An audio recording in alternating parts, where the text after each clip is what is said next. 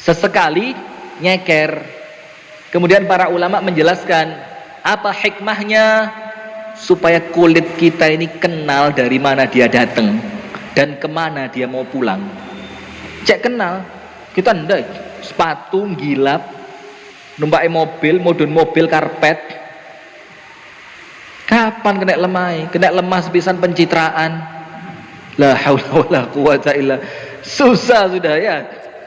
Nah maka dikatakan, loh kenapa kamu sombong? Bukankah kamu itu diciptakan Allah? Yang Allah itu menciptakan kamu dari tanah, kemudian dari air mani, kemudian Allah menciptakan kamu menjadi seorang laki-laki. Artinya kalau kamu sombong, kamu itu seakan-akan lupa kepada siapa? Penciptamu. Sama kita juga gitu. Ilmu dikasih Allah, kuat dikasih Allah, keluarga bahagia dari Allah, jabatan Allahumma malikal mulki tu'til mulka man tasha wa tanzi'ul mulka mimman tasha wa tu'izzu man tasha wa tudhillu man tasha biyadikal khair innaka ala kulli syai'in qadir. Semuanya dari Allah. Loh kok kata sombong?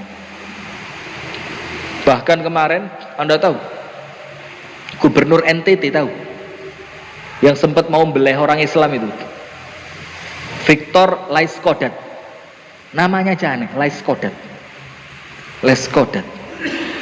Itu ketika dia jumpa pers menjelaskan ke rekan media tentang vaksin Sinovac sudah sampai di NTT dan akan terus bertahap kedatangan berikutnya. Itu kemudian ditanya setelah selesai menjelaskan, ditanya mengenai keamanannya segala macam, sambil dia jalan gitu, ditanya sama wartawannya, kalau bapak siap nggak di vaksin yang pertama? Jawabannya dia apa? Ngawur kamu. Saya nggak pakai vaksin yang itu. Saya punya uang, saya beli yang lain. Emang saya nggak punya duit katanya. Lah, bayangin, ini menciderai jiwa rakyat ini. Seakan-akan kalau kita dapat Sinovac itu gara-gara kita melarat saja, kan duit kayak itu kuliah nih.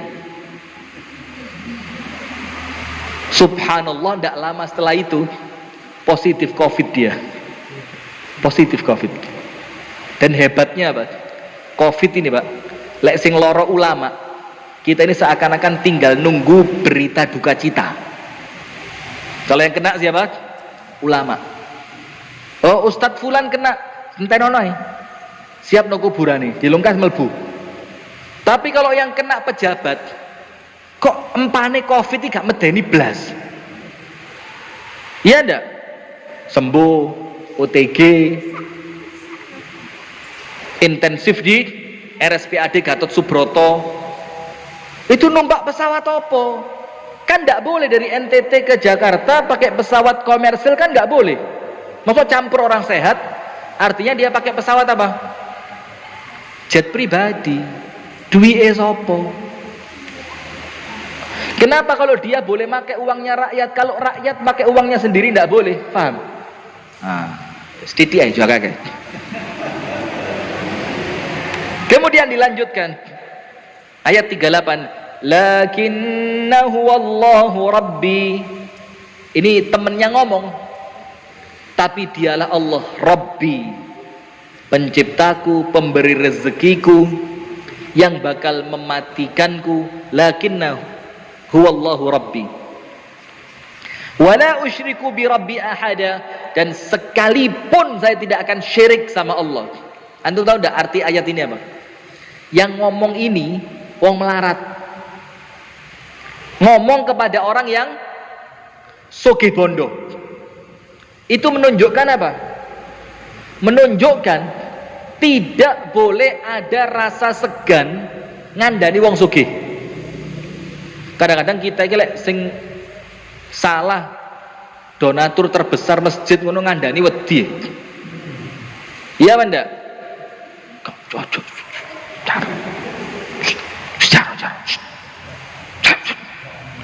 Ketika orang lain protes, melarat.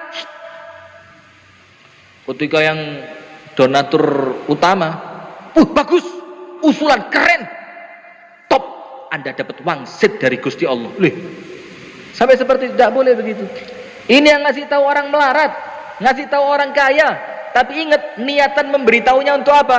Bukan karena iri dengki, bukan karena hasud, tapi karena cinta kebenaran. Dia menyampaikan, ayolah kita kembali kepada Allah. Walaula idh dakhalta jannataka qulta ma syaa Allah la quwwata illa billah. Walaula, sekiranya idh dakhalta jannataka, ketika kemarin kamu masuk ke kebunmu. Ini ngomong nang wong sugih tadi ya, ini masih orang kedua yang ngomong. Qulta, kamu mengucapkan masya Allah. Ini semua kehendaknya siapa? Allah. Dan ingat, jangan salah paham. Kalau ngelihat yang baik, yang indah, masya Allah. Lek ndelok sing elek, subhanallah. Jangan dibalik. Ndelok gunung wapi, subhanallah. Kualik. Ketika melihat yang baik, ucapannya apa? Masya Allah. Kalau lihat yang buruk, subhanallah. Seakan-akan ketika kita melihat kebaikan, itu tidak mungkin datang kecuali dari Allah, kehendaknya Allah. Tapi kalau melihat yang buruk, seakan-akan kita mensucikan Allah dari keburukan itu. Maka kita ucapkan subhanallah. Ini maka ketika yang dilihat kebaikan, kalau ketika kamu masuk ke kebunmu, qulta masya Allah, kamu mengucapkan masya Allah. Ma isim mausul, menunjukkan apa yang akan datang berikutnya. Ma, semua ini. Sya'a, kehendak. Allah siapa? Allah. Jadi kalau kamu masuk kebunmu api, tandurannya subur, gak diganggu tikus, gak diganggu wereng, setiap pagi marani, masya Allah. Ini semua kehendaknya siapa? Allah. Ditambahi la quwwata illa billah, tidak ada kekuatan kecuali datangnya dari Allah. In tarani ana aqalla minka malan wa walada. Tidak apa-apa kalau kamu ngelihat aku itu aqalla minka malan wa walada, lebih sedikit harta dan anaknya, gak popo. Wong melaratnya bilang gitu. Sing penting apa? Sampean tak nasihati. Kalaupun dengan nasihat ini akhirnya engkau melihat kebenaran nasihat, akhirnya kamu tolak gara-gara aku melarat, itu bahaya. Ini ayatnya ke situ. Jadi ketika orang ini mengatakan, Mas, coba sampean mang Mas, pas melbu kebuni sampean, iku ngomong masya Allah, la quwata illa billah, maka itu baik. Intarani ana aqalla minka mala wa walada. Walaupun kamu melihat saya Mas, orang melarat gak duwe anak. Artinya apa? Melarat gak duwe anak itu urusan lain, nasihat urusan lain. Seperti Imam Syafi'i mengatakan, kalau orang itu menasehati orang lain ngenteni api 100%, maka ndak ada nasihat. Maka Anda baik, Anda buruk itu urusan lain. Menasehati orang lain urusan lain. Sama seperti begini contohnya, Ustadz, saya sholat, tapi sholat saya tidak mencegah dari perbuatan keji dan munkar. Inna sholata tanha anil fakhsya'i wal, tak mencegah Ustaz. Oh, sholatmu keliru, kan begitu? Sholatmu tidak khusyuk. Oh, berarti nggak sholat ayo. Loh, ini beda urusan. Ente tercegah dari keji dan munkar, itu urusan lain. Dalam keadaan ente punya kewajiban apa? Sholat. Tahu? Orang yang datang ke dukun minta tanya, gak percaya tapi teko takon, ini pelahur lah anda, gak percaya kok teko itu loh, cari masalah ini orang. Itu maka sholatnya tidak diterima berapa? 40 hari 40 malam, tidak diterima. Ini urusan lain. Dalam keadaan orang yang sholatnya tidak diterima ini tetap wajib sholat. Faham? Nah, maka di sini ayatnya mengatakan, aku melarat, aku usaha gak sukses, itu urusan lain. Sing penting nasihatku nasihat yang benar. Karena sekarang ada Pak, ya orang yang kami kenal, ketika anak itu mondok gak oleh, Walaupun akhirnya anaknya hafid Quran 30 juz sekarang. Karena ibunya ngotot, kudu mondok. Apa alasan bapaknya ngelarang anaknya mondok? Delok entah, kiai-kiai ustad-ustad itu. Uripe ra sing maju. Kayak ngono-ngono tok. Seakan-akan mereka bayangkan maju itu ketika duitnya akeh. Sama enggak? Sama percis. Padahal banyak kisah yang kita temui, anaknya kaya, wong tuane ndek omahe dadi pembantu. Tapi kalau anaknya ngerti agama, masih melarat, wong tuane dimuliakan. Kadang-kadang rela saya lapar, yang penting orang tua saya bisa makan. Kenapa? Ijole biyen. Dulu orang tua kita rela lapar kan, untuk kita bisa makan. Faham? Jadi ketika dia menasehati, dia sadar, ya memang posisiku secara duniawi di bawahmu. Tapi nasihat yang aku sampaikan, nasihat yang benar. Fa'asa rabbi an yu'tiyani khairan min jannatik. Mudah-mudahan Allah Rabbi akan memberikan kepadaku yang lebih bagus dari kebunmu. Wa yursila 'alaiha husbanan minas sama'. Kemudian Allah hancurkan kebunmu dengan angin dari langit.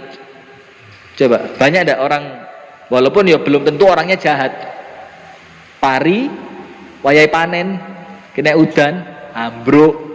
Ada apa ndak? Lek wis kuning lumayan iso diketoki. Kalau kuningnya saya di pucuke ya apa? Ngenteni 2 wulan. Dijogo dari tikus, dijogo dari wereng, sampai emprit minta 5 butir ndak boleh. Digusak gawe tali. Ada umplungnya diisi kerikil klodek, emprit jaluk 5 hiji. Gak oleh.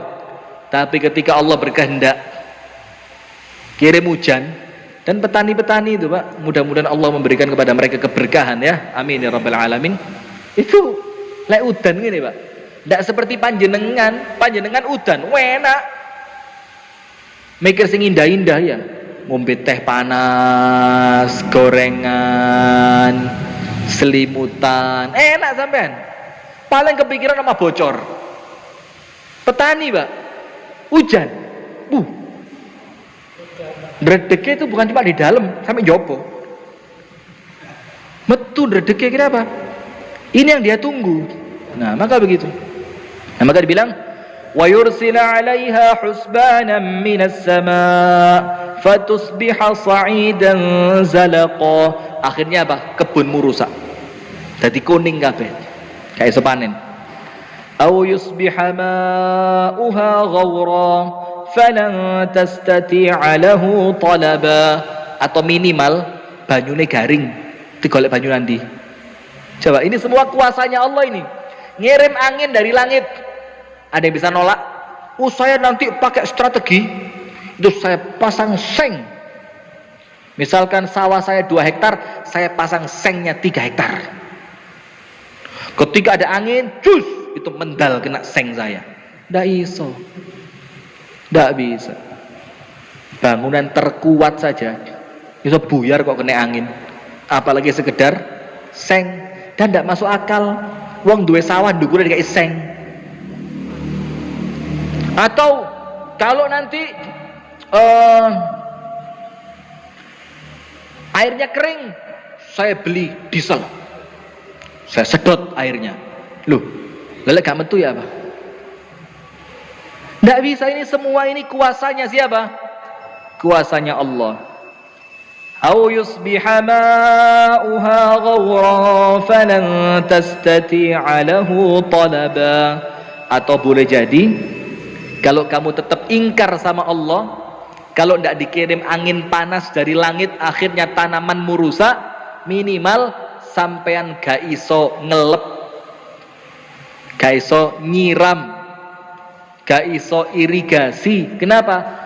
Air itu milik Allah, sama Allah dikeringkan. Nah, itu jawaban dari temannya yang beriman kepada Allah, untuk mengingatkan sahabatnya yang apa?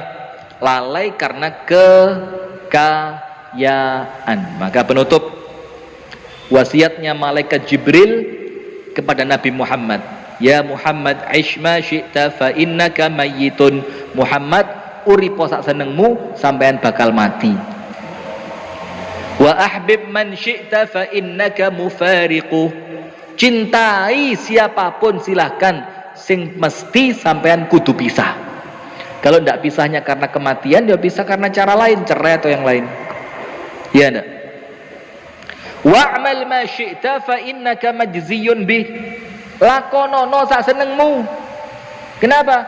Karena sampean pasti dibales seperti apa yang sampean lakukan. Artinya lolos dunya belum tentu jamin Anda lolos di akhirat. Jazakumullah khairal jaza wa barakallahu fikum. Allahumma adfa' 'anna al-bala wal waba wal fakhsha wal ghala ma dhahara minha wa ma batan. Allahumma ya rabbana ya salam. Allahumma sallimna wa sallim ma ma'ana wa sallim man ma'ana. اللهم سلمنا والمسلمين اللهم ارحم موتانا وموتى المسلمين اللهم اشفي مرضانا ومرضى المسلمين اللهم يا قوي يا متين اللهم إنا نسألك حسن الخاتمة ونعوذ بك من سوء الخاتمة آمين يا رب العالمين سبحانك اللهم وبحمدك أشهد أن لا إله إلا أنت أستغفرك وأتوب إليك السلام عليكم ورحمة الله وبركاته